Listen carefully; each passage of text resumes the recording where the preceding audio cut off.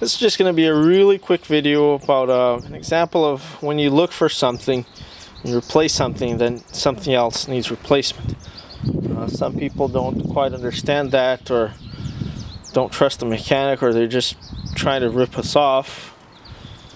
I've dealt with pretty bad customers.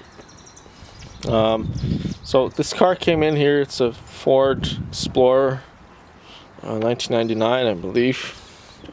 And I was supposed to change the wheel bearing on it. And as I took the wheel off, just look at this.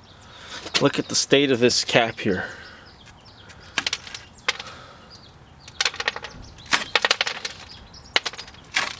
Look at that. So, well, I believe that tells you everything. So now, he's not only going to have to change the bearing, I'm going to advise him to change this whole thing here because it's completely rotted out. So, see, this is why I like videos and pictures. That's why I operate the business this way. So that way you can obviously see that needs replacement. So I'm not just going to tell him, oh, this needs to be replaced too. Right? That's not the transparent thing to do. So I'm going to show him this video, show him some pictures. That way, you know, he knows that I'm not trying to cheat him.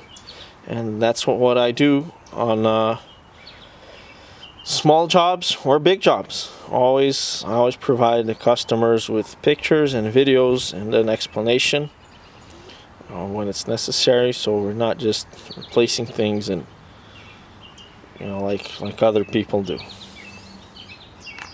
But you see, this here causes a bunch of other problems because all this rust gets on the drum there, or the disc, whatever you want to call it. Gets on the brake pads, and then it starts grinding, wears out the brake pads faster, wears out that disc faster, besides making a lot of noise. So, well, there you have it. Just thought I'd show you guys that. To remove this thing, you need to take off 3 bolts and then deal with all that rust.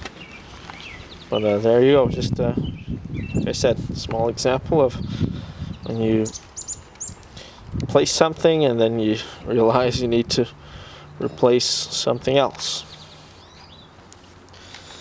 So there you go.